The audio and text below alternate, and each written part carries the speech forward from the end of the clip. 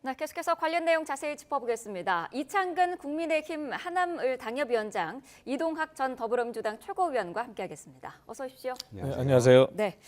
자, 윤석열 대통령 서울구치소에서 첫 밤을 보냈고요. 오후 2시에 다시 조사를 받을 예정입니다.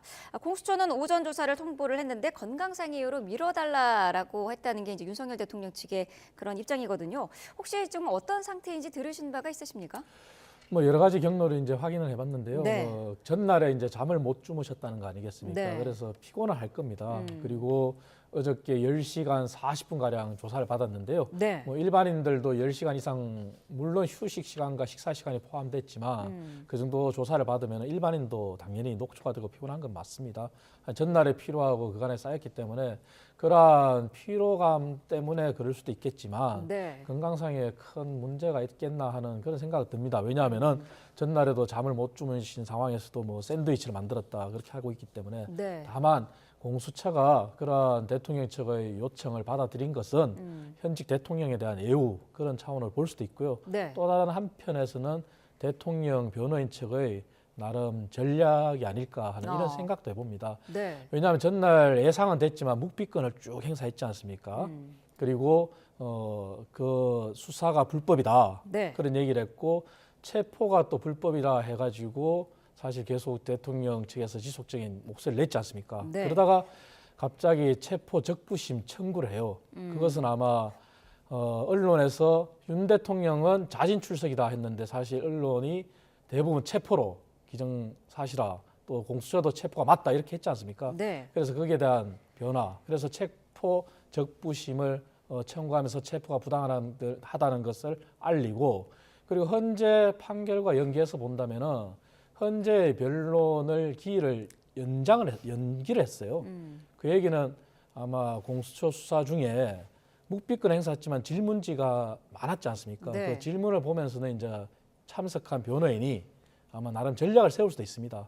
그런 과정에서 나름 여론전을 통한 헌재 공개 변론을 통한 그러한 적극적인 변론을 하겠다. 네. 그렇게 전략의 수정으로도 또 볼 수 있을 것 같습니다. 어떻게 보세요? 공수처 입장에서는 사실 48시간밖에 없는 상황인데 오전에 조사하는 것을 이제 포기를 하고 오후부터 하게 되는 거는 어떻게 보십니까? 글쎄요, 이미 공수처의 경우는 물어볼 거 물어봤는데 대답을 네. 안 한다는 거 아닙니까? 기존은 정해져 있습니다. 이미 많은 증언들과 증거들이 나와 있기 때문에요. 네. 저는 구속 기소하지 않을까 싶고요.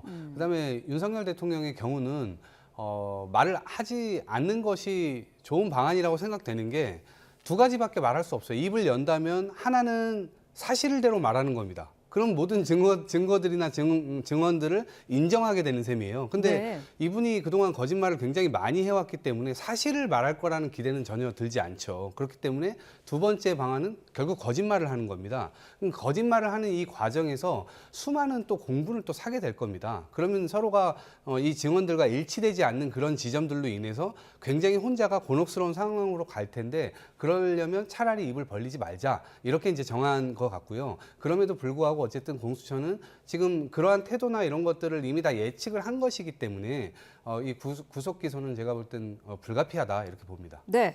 어제 공수처가 사실 조사 내내 이제 최대한의 예우는 갖춘 것 같아요. 호칭도 대통령님을 사용을 했다 그러고요. 구치소 이동도 앞서서 뭐 화면으로 보셨습니다만은 대통령 경호 차량을 사용했거든요. 어떻게 보셨습니까? 저는 사실 좀 부적절한 사례가 하나 누적된 거다 이렇게 네. 봅니다. 만인이 법 앞에 평등한 거 아닙니까? 그런데 대통령이라고 해서 특별 대우, 성역, 예외 이렇게 이제 지금 한 거잖아요. 그걸 거기다가 보통죄를 저지른 게 아니에요. 거의 민주국가를 독재국가로 만들려고 했었던 그 시도를 했던 거기 때문에 그 지점에서는 사실은 법 앞에 만인이 평등하다라고 하는 것을 그대로 구현을 했어야 되는 건데 그런 지점에서 굉장히 아쉽다는 말씀을 드리고요. 외신에서 가디언지에서 이렇게 얘기하더라고요. 윤석열 대통령이 체포된 것을 비교하면서 대한민국은 여전히 법치주의가 우위에 있음을 드러낸 것이다. 이렇게 표현을 했더라고요. 그래서 저는 어찌됐건 체포된 것은 굉장히 잘했으나 그 과정에서 좀 아쉬운 부분이 있었다. 이렇게 말씀드립니다. 네.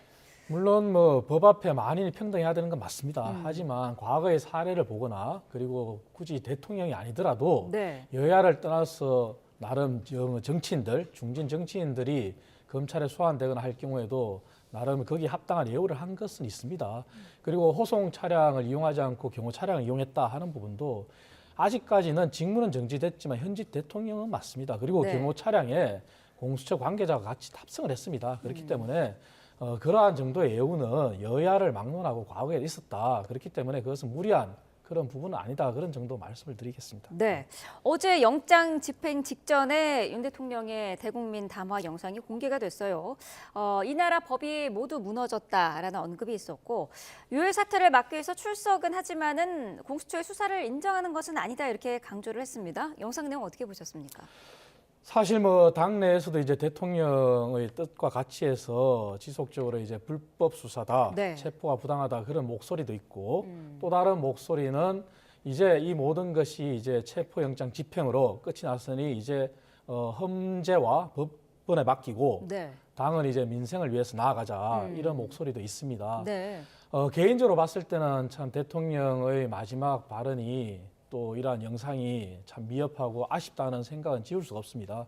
그리고 이러한 체포영장 집행까지 오기까지 사실 시간이 없었던 건 아닙니다.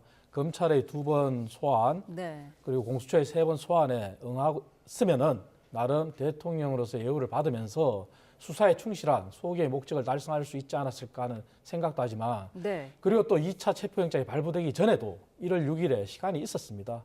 그리고 1월 14일 체포영장 집행되기 전날에도 정진석 비서실장이 나름 제안을 했죠. 네. 하지만 대통령 변호인 측에서 거부를 했죠.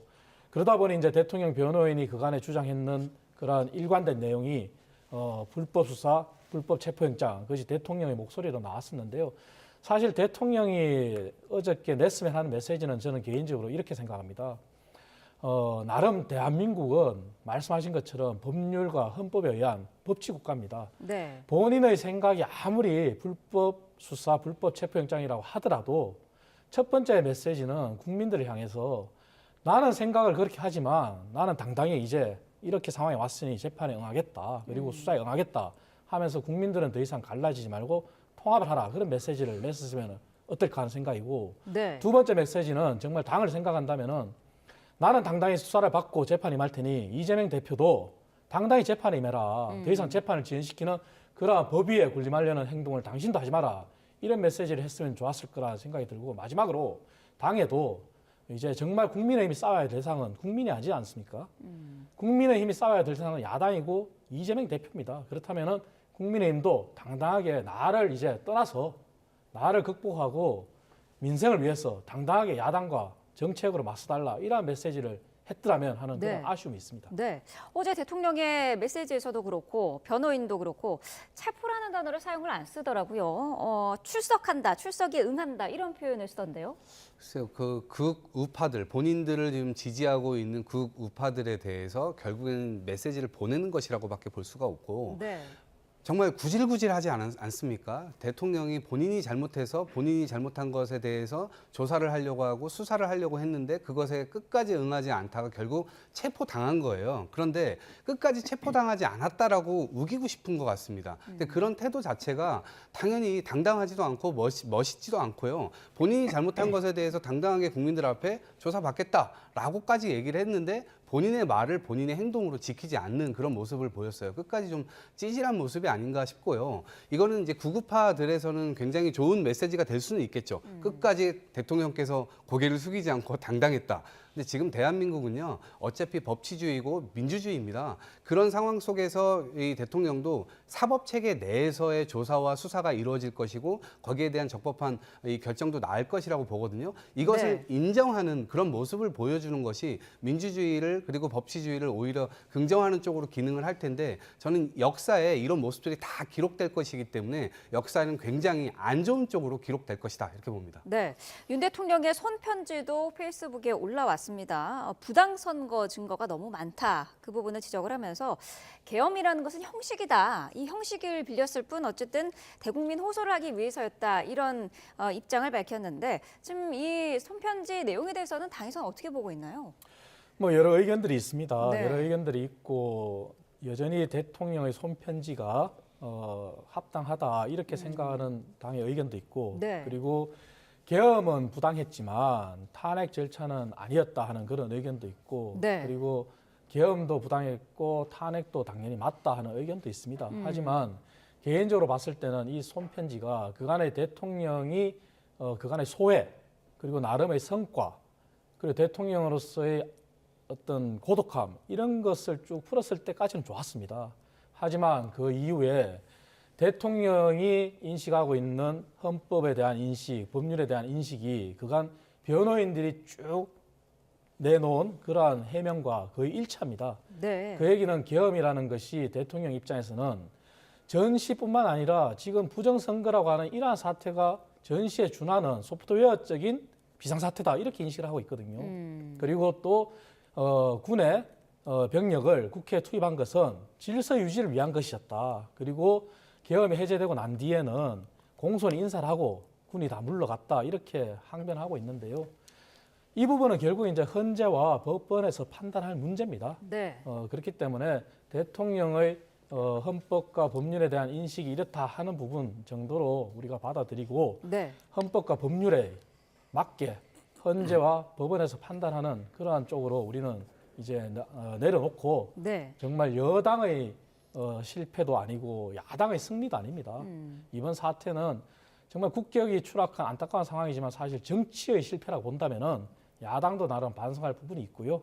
그래서 이제는 정말 여야가 함께 민생을 위해서 가야 될 시기지 더 이상 불필요한 논쟁은 하지 말아야 된다 그렇게 생각합니다. 네, 이 편지가 새해 초에 작성한 거라고 하는데 미리 작성한 편지임에도 불구하고 체포 당일에 공개를 한 거에는 어떤 이유가 있을까요? 처음부터 이건 기획된 거죠. 그래서 그 내용들을 쓰고 이제는 밖으로 나와서 국민들께 이러한 글을 쓸 어떤 기회나 이런 것들이 박탈되는 거 아니겠습니까? 그러니까 당연히 잡혀가기 전에 이걸 써야 되겠다라고 생각을 했을 것이고요. 내용을 저도 읽어봤는데 엄청 네. 길더라고요. 근데 제가 4가지로 간략하게 한번 보면은 경제가 좋아졌다. 이게 자화자찬하는 내용이 첫 번째로 들어갑니다. 그리고 두 번째로는 본인은 열심히 일했다.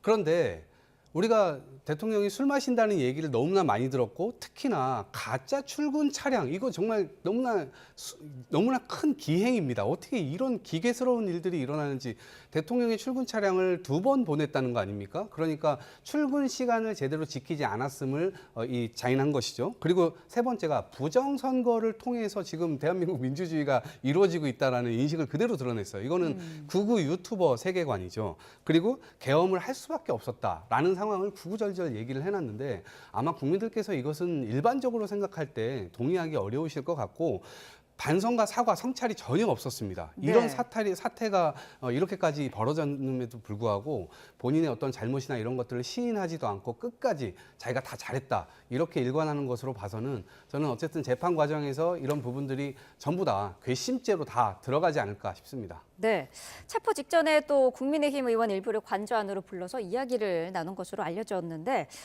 이런 상황에서 2년 반 임기를 더해서 뭐 하겠냐 이런 이야기를 했다고 해요. 어떤 의미였을까요?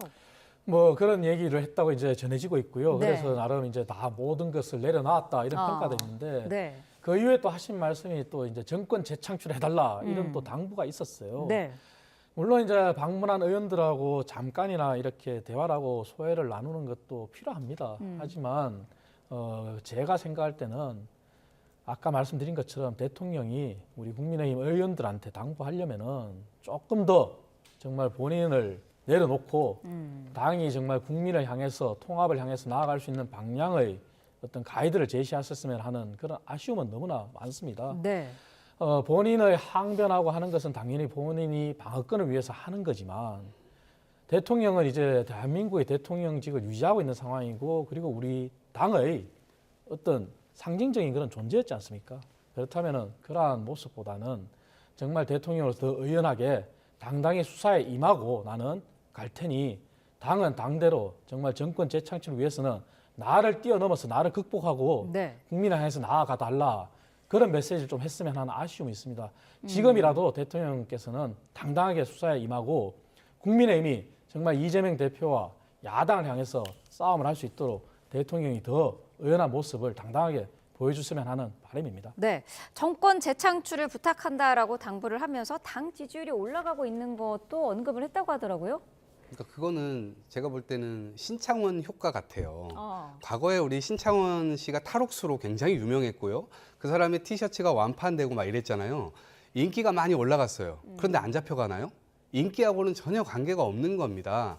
더군다나 윤석열 대통령은 이제 임기를 반도 제대로 채우지 못한 채로 그냥 그대로 물러났기 때문에 국민들이 여론조사에 응할 때는 윤석열이 아닌 다른 이제 상황이 펼쳐질 거라는 기대감 속에서 이런 여론조사를 하는 게 아닌가라는 이제 개인적인 해석이 있고요. 네. 저는 매우 아쉬운 지점이 있어요.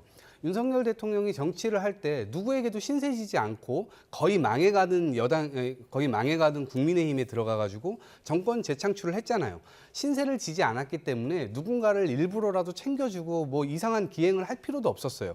정말 대한민국 대통령으로서 대한민국의 미래만 생각하고 미래에 필요한 계엄이 아니라 개헌 같은 걸 던져가면서 야당과 오히려 대화하고 뭔가를 했었다면 정말 역사에 남을 만한 대통령이 됐을 겁니다. 그런데 두루두루 귀를 열지 못했고 일종의 구구 유튜버들의 어떤 세계관에 본인이 들어가게 되면서 굉장히 본인의 어떤 입지를 축소시켰던 것 같습니다. 그리고 여당에도 본인의 여당은 본인의 어떤 이 정책이나 이런 걸 뒷받침하는 건 맞지만 본인의 말만 다 들어야 되는 건 아니거든요. 그런데 그 여당에서도 제대로 된 어떤 항변이나 대통령이 잘못 갈 때 잘못 간다고 얘기도 못 했어요. 그러다 보니까 같이 지금 침몰하고 있는 것이거든요. 국민에 대한 기대가 앞으로 굉장히 어려울 겁니다. 그리고 태세 전환을 빨리 해야 되는데 태세 전환의 여지도 주지 않습니다. 이러다 보면 국민의힘은 앞으로 선거에서 저희가 이번에 또 계엄하겠습니다. 민주주의 국가를 독재 국가로 만들겠습니다. 이런 구호를 들고 나와야 될지도 몰라요. 이거 어떻게 하려고 지금 이렇게 가는지 도저히 이해가 되질 않는데 저는 대통령께서 지금이라도 태세 전환을 통해서 당이 제대로 갈 수 있는 길들을 좀 열어주는 게 어떤가 싶습니다. 네. 공수처의 수사는 불법이다. 그래서 영장도 무효다라는 게 대통령 측의 일관된 주장입니다. 그래서 어제 이제 그 체포 적부 심사를 청구를 했는데 서울중앙지법에 했더라고요. 그 부분은 이제 이렇게 봐야 됩니다. 네. 사실 자진 출석이다 계속 주장했지 않습니까? 네. 아까 말씀드린 대로. 그래서 체포 적부심 청구를 안 했는데 네. 사실 그게 이제 더 이상 받아들이지 않았고 그래서 체포 영장이 발부됐고 집행이 됐다는 사실이지 않습니까? 네. 그렇다면은 자진 출석이 받아들이지 않았으니까 불법 체포다 하는 것을 항변하기 위해서라도 체포 적부심 청구를 했다고 봐야 되겠죠. 하지만 네. 다만 중앙지법에 한 이유는 그겁니다. 공수처법 26조를 보면은 공수처는 대통령에 대한 공소권, 즉 기소가 없습니다. 그 얘기는 기소를 할 때는 중앙지검에 자료를 다 이관하고 중앙지검에서 해야 됩니다. 네. 그러면 중앙지검에 관할 법원이 중앙지법입니다. 그렇기 때문에 당연히 체포 적부심 청구를 거기에 맞춰서 중앙지법에 한 것이고요. 네. 다만 이번 기회를 토대로 공수처도 반성해야 될 부분이 있습니다. 그리고 공수처법이 미비한 부분도 있는데요. 공수처는 제대로 된 해명도 하지 않고 다만 형사소송법에 의해서 체포영장을 서부지법에 청구를 했다 이렇게 하고 있는데 네. 31조를 보면은 사실 공수처법 31조는 당연히 중앙지법에 공소를 할 수 있고 그리고 단서조항에 의해서 사건의 발생지나 그러한 주 소재지 거기에 한해서 관할 지방법원에 공소를 할 수 있다는 건데 네. 그 31조는 공소에 대한 관할이거든요. 근데 대통령에 대한 공소권은 없단 말이죠. 근데 그러한 논란을 오해를 불러일으킬 행동을 한 것도 공수처입니다. 네. 그렇다면 이번 기회를 토대로 공수처도 반성해야 되고 미비한 공수처법이 존재한다면 법도 보완해야 될 부분도 분명히 있다고 생각합니다. 네. 그래서 이러한 논란은 물론 사법부에서 대통령 측의 부당 영장 청구에 대한 그러한 이의 신청을 기각했기 때문에 일단락됐다고는 하지만 네. 공수처가 반성해야 될 부분은 반성해야 되는 게 맞습니다. 네. 여기에 대해서는 어떤 의견이실까요? 아니 글쎄요. 대통령이 지금 중앙지법에 낸 것은 저는 그냥 일종의 퍼포먼스라고 생각합니다. 거기에서 들어줄 리가 없습니다. 그리고 본인이 평생 검사 출신이지 않았습니까? 20년이 넘도록 검사 출신을 했는데 지금 검사들의 재량 행위를 완전히 무시하고 있는 거예요. 이런 과정에서 저는 이 수사하시는 분들이나 아니면 이번 계엄 과정에서도 뭐 현직 판사를 붙잡아다가 고문하려고 했었던 그런 정황도 드러났고 대법관도 잡으려고 했었고 그러니까 사법부나 이런 조사기관이나 이런 것들을 신뢰를 깡그리 무너뜨리는 일을 스스로 하고 있기 때문에 이 과정에서의 공분이 훨씬 더 세질 거다. 그래서 이른바 괘씸죄라고 하는 것이 더 붙을 것 같고요. 대통령께서 이렇게 끝까지 수사기관이나 사법기관을 계속해서 무시하는 태도를 임한다고 한다면 네. 대한민국 공권력이 여기서 후퇴할 수 있습니까? 안 됩니다. 당연히 더 이 원칙적으로 대응을 해가지고 실제로 이 법 집행이 끝까지 잘 되는 모습을 보여야만 다시는 이러한 일들이 벌어지지 않도록 하는 것이고 네. 또 사법기관을 이렇게 무시하는 행태들이 범죄자들로부터 계속 일어나는 것을 그대로 그냥 방관한다면 그 나라의 법치주의가 어떻게 되겠습니까? 그런 차원에서라도 저는 이번에 어떤 법 집행이나 이런 것들을 명확하게 좀 해서 본보기를 보여야 된다 이렇게 봅니다. 하나만 지적을 하면요. 네. 어쨌든 사법부의 판단을 존중을 합니다. 하고 그리고 그 부분이 당연히 존중을 해야지만 대한민국의 법치가 살아있는 거죠. 하지만 공수처가 이번에 자행한 그러한 행동으로 인해서 구속영장이나 체포영장은 서부지법에서 하지만 정작 기소권을 가진 중앙지검은 구속 기소를 한다면 불구속 기소를 한다더라도 그는 중앙지법에 관할이 되거든요. 그렇다면 두 법원이 결국 아이러니하게 충돌 아닌 충돌이 되는 그런 상황을 연출한 것은 분명히 지적받아야 됩니다. 네.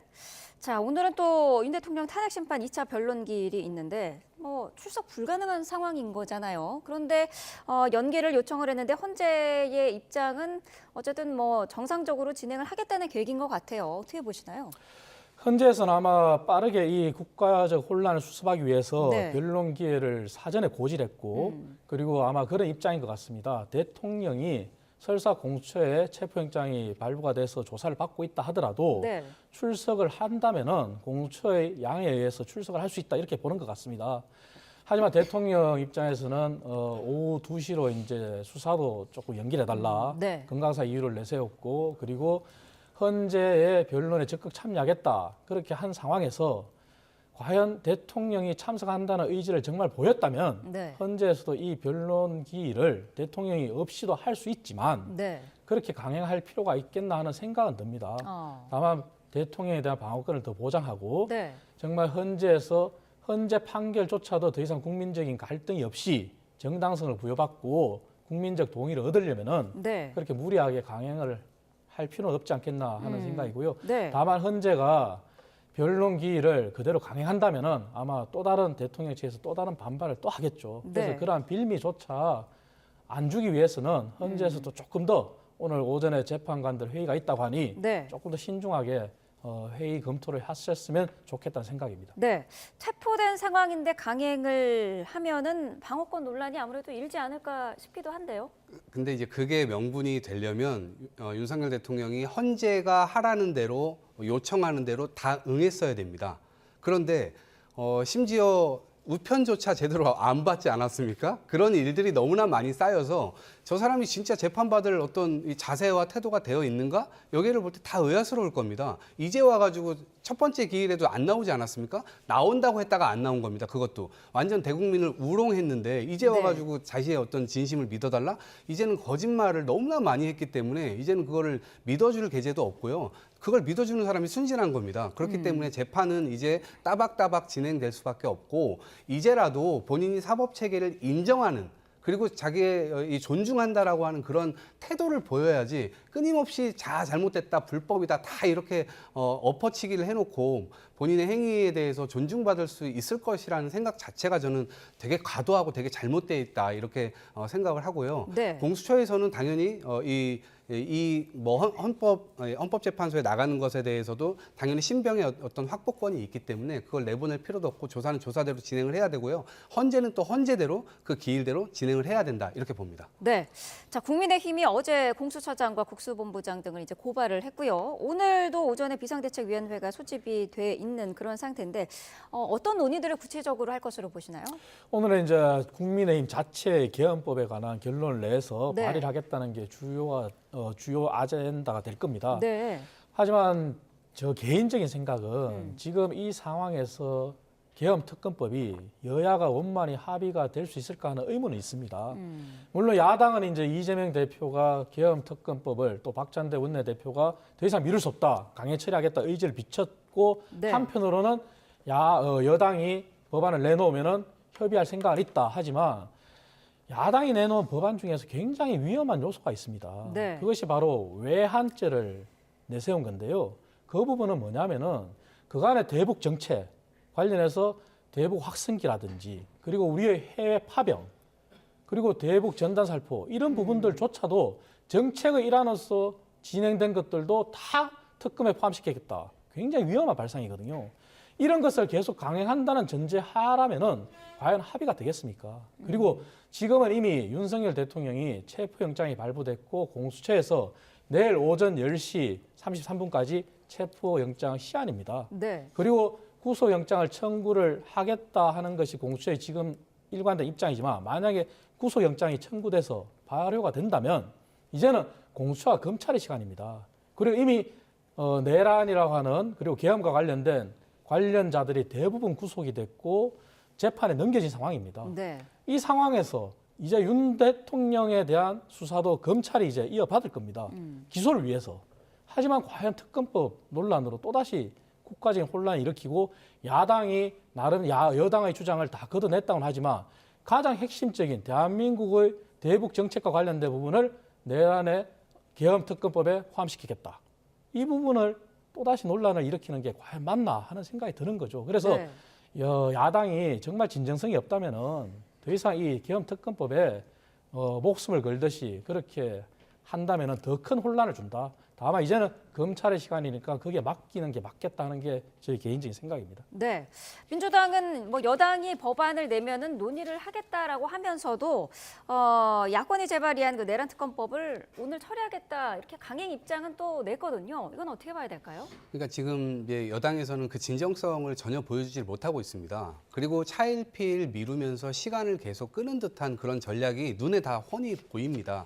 그렇기 때문에 그런 전략에 넘어가지 않겠다라고 하는 게 민주당의 입장이고요. 네. 특히나 성안을 딱 해가지고 국회에 딱 제출을 했을 때 그 안을 가지고 서로가 대화를 할 수 있는 것이지 안도 없이 상대방의 법안을 계속해서 평가하는 무슨 평가단처럼 움직이는 것 자체가 진정성이 없다라고 하는 것이고요. 외환과 관련된 일은 이건 계엄과도 연결이 되어 있다고 저희들이 생각을 하고 있기 때문입니다. 왜 그러냐면 국회에서 수많은 장군들을 불러다가 조사를 하는 그 과정에서 이 계엄령과 연관이 되어 있다는 거, 북한의 도발을 유도하기 위한 그런 행위들, 그러니까 준전시 상태를 만들어서 그것이 준전시 상태니까 국가 비상사태 아니냐, 그걸 기화로 해서 계엄을 하려고 했었던 그런 정황들이 연결되는 겁니다. 특히나 김용현 장관, 이 장관으로 임용되고 난 이후에 9월 이후에서는 우리나라가 굉장히 많은 이 전단을 보냅니다. 대북 전단을 살포를 합니다. 20회를 무려 보내요. 근데 북한이 같은 시기에 9번밖에 안 보냈습니다. 네. 왜 북한보다 이렇게 대응하는 차원이 아니라 오히려 북한을 더 열받게 만들어가지고 소요 사태를 일으키려고 했었던 그런 정황들이 다 나오고 있고 2023년도 11월 달에는 아예 9.19 군사 합의를 파기했습니다. 그 합의가 있으면 전쟁을 일으킬 수가 없으니까 스스로의 그 발목이 되는 것들을 다 걷어치우고 쭉 이렇게까지 연결 상태가 되어왔던 겁니다. 그렇기 때문에 이 지점에서는 당연히 수사가 이루어져야 된다고 보는데 네. 저는 만약에 성안을 이런 외환 문제와 관련해서 국민의힘이 다 뺀 채로 어쨌든 낸다. 그러면 저는 그래도 대화할 수 있다고 생각합니다. 빼고도 진행할 수 있다고 생각해요. 왜 그러냐면 수사 과정에서 이 부분들까지도 어차피 장군들이 증언한 것들이 있기 때문에 이 수사 과정에서 당연히 수사를 할 수 있다고 보기 때문에 결국에는 대화의 이 문이 열릴 수 있다고 보는데 네. 성안 자체를 하지 않는 가운데에서는 아무리 어떤 얘기를 해도 저는 대화나 이런 것들을 하기가 어렵다 이렇게 봅니다. 네. 근데 여당에서는 뭐 말만 협상하겠다고 하지 실제로는 야당 특검법 일방 처리하겠다는 거 아니냐 이런 불만이 있는 것 같아요. 당연히 그렇죠. 왜냐하면 민주당이 지금 오류를 범하고 있는 부분이 크게 두 가지가 있습니다. 국정조사가 지금 발효됐지 않습니까? 네. 그래서 국정조사가 진행 중인데 그 과정에서 수많은 국가 기밀이 누설되고 어떻게 전파되고 있는지 알 수가 없습니다. 하지만 국회의원들은 국회법과 국회의원의 품위 유지 의무에 의해서 기밀 준수 의무가 있습니다. 네. 하지만 국정조사를 통해서 지금 무수히 많은 군사 기밀들이 유포되고 있습니다. 그런데 특검법에 말씀하신 대로 NLL의 북한 공격을 유도하겠다 하는 것은 북풍 공작으로 볼 수 있습니다. 네. 그 부분을 넘어서서 대북 정책에 관한 부분 그리고 우리나라의 해외 파병과 관련된 부분까지 다 포함한다면 수사 과정을 통해서 얼마나 많은 군사기밀, 국가기밀이 또 유포될지 모르는 상황입니다. 네. 이미 민주당이 국정조사를 통해서 그러한 오류를 너무나 많이 보여줬는데 이번 특검법의 빌미로 그러한 부분을 다 포함시키겠다. 과연 그 동의할 수 있는 국민이 누구겠습니까? 그렇다면 민주당이 애초에 이런 것을 포함시키지 말았어야죠. 그리고 북한은 아직까지는 대한민국의 헌법과 법률에 의해서 외국이 아닙니다. 그 법률조차 기본적인 사실조차 인지한다면은 분명히 북풍 공작 부분과 네. 나머지를 포함한 대북 정책, 우리나라의 대외 외교 정책까지 포함하는 그러한 논란이 있는 특검법을 발의하지 말았어야죠. 네, 알겠습니다. 자, 민주당 상황을 짧게 하나만 좀 짚어보죠. 지금 뭐 민주당 이재명 대표의 공직선거법 위반 사건 항소심 재판부가 이 대표 사건의 속도를 내겠다는 방침을 냈더라고요. 2달간 새로운 사건을 맡지 않겠다 이렇게 밝힌 건데요. 어떻게 보십니까? 사법부의 결정에 대해서 따르지 않을 도리는 없습니다. 네. 비판은 할 수 있습니다. 따르지 않을 도리가 없습니다. 어쩔 수 없이 이 재판은 흘러가는 것이고요. 네. 이재명 대표는 거기에 따라서 계속해서 응할 수밖에 없는 겁니다. 여기에 네. 대해서 무슨 다른 전략이 있겠습니까? 성실히 임할 수밖에 없고 특히나 선거법과 관련된 것은 저는 항소심에서 전혀 다른 완전히 180도 다른 판결도 나올 수 있다고 생각합니다. 왜냐하면 엮여져 있는 것 자체가 굉장히 상대적 개념으로 되어 있습니다. 절대적 개념이 아닙니다. 알았냐 몰랐냐. 그리고 그 위협을 받았냐 안 받았냐 이런 상대적인 개념이기 때문에 네. 항소심 재판부에서도 저는 합리적으로 판단을 한다면 무죄로 나올 수도 있다 이렇게 생각을 합니다. 네. 1심에서 당선 무효형을 받았기 때문에 사실 이 대표 입장에서도 상당히 신경 쓰이는 그런 재판인 것 같은데 그럼에도 불구하고 선거법이 규정한 기간 내에 재판을 마칠 수 있을 것인가 이 부분은 의문이거든요. 저는 반드시 해야 된다고 생각합니다. 사실 이재명 대표가 보여준 행태는 선거법의 2심, 고등법원의 변호인을 선임하지 않았다는 자체에서 이미 이재명 대표의 전략을 보여준 겁니다. 네. 이 상황을 민주당도 인지를 해야 됩니다. 과연 민주당이 민생을 얘기할 자격이 있는지, 그리고 이 상황을 즐길 자격이 있는지 묻고 싶어요. 그래서 재판부가 결정한 것을 따르겠다고 하지만 그렇다면 당당히 변호인을 빨리 선임해야 됩니다. 그리고 또 다른 재판 전략인 무수히 많은 정인을 내세우고 자료 요구를 하고 검증하는 그런 것도 최소화시켜야 됩니다. 당당하게 재판에 임한다면 민주당도 이 윤석열 대통령에 대한 비난을 정당화할 수 있을 것입니다. 네, 알겠습니다. 자, 두 분 말씀은 여기까지 듣도록 하겠습니다. 이창근 국민의힘 하남을 당협위원장, 이동학 전 더불어민주당 최고위원과 함께했습니다. 두 분 말씀 감사합니다. 고맙습니다.